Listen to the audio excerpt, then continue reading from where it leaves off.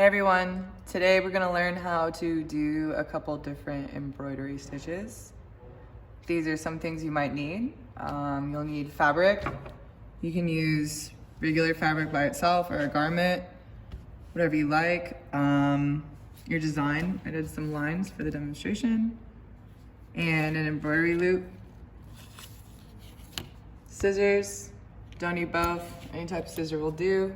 Embroidery floss, and some needles.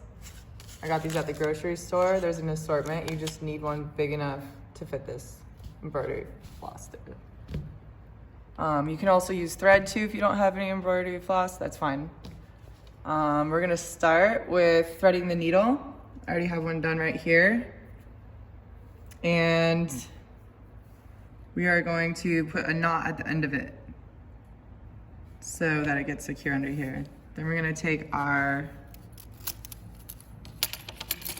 design and we're gonna place it with the embroidery loop detached.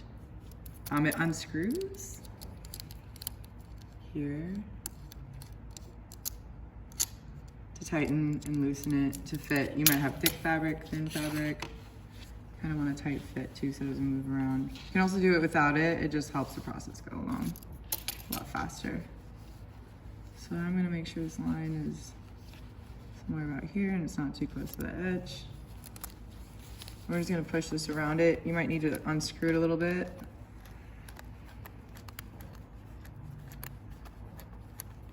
There we go. And push it around. Fabric.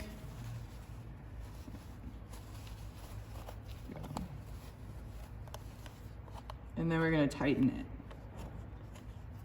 You don't wanna go too tight. I have broken these before, so be careful. There's a delicate balance. Okay, it's locked down. Our knot's in, our thread's in the needle. We're ready to go. So I'm gonna start here. So I'm just gonna poke a hole in the beginning just to see where I'm at in the back. And then put it on the other side. You can just poke it through. I'm just gonna pull the thread through so the knot is all the way in. Cool. And then what we're gonna do is we're gonna place the needle as far as you want. You can do little stitches, big stitches. I'm gonna do probably a little bigger for visual purposes. And pull it through to the back. You might get a little traffic here, but sometimes they just pull out. And then we're gonna switch through to the other side.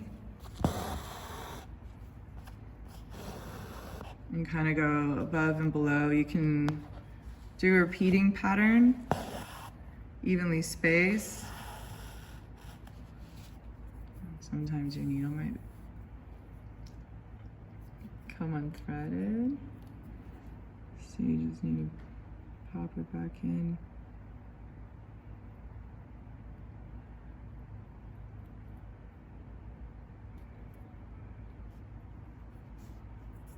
Oops.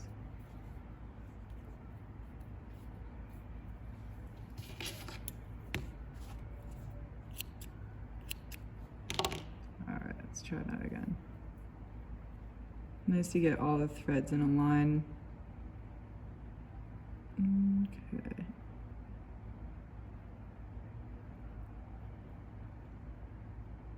All right.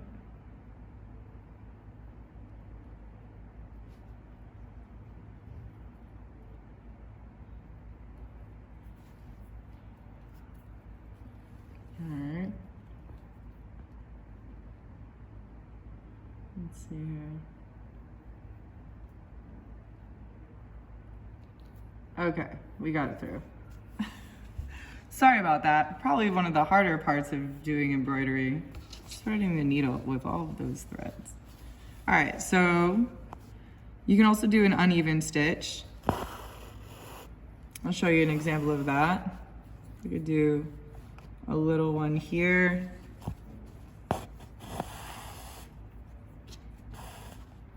Make the space small too, why not?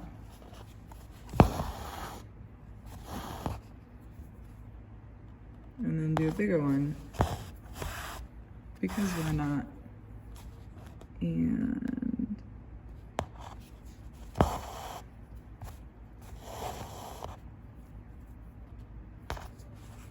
so, depending on what you want.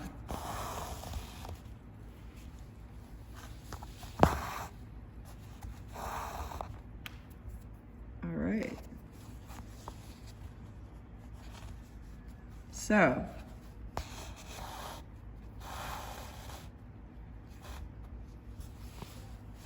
there is a simple stitch. It has the gaps in between.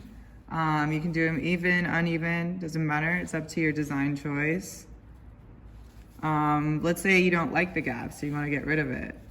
So you can either tie this off or start over like this. You will lose more thread, but maybe if it's a smaller gap, it'll be okay. I'll just incorporate it later. All right, so another stitch you can do is right here.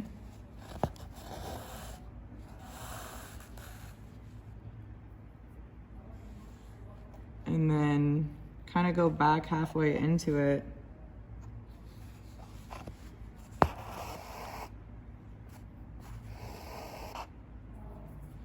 And then go halfway over that one, same amount.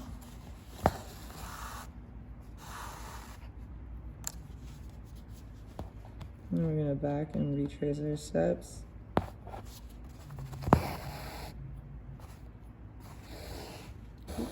There we go.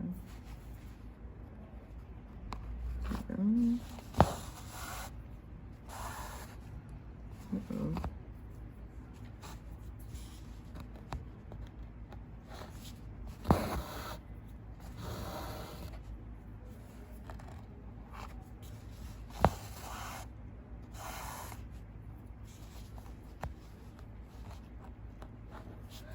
Alright.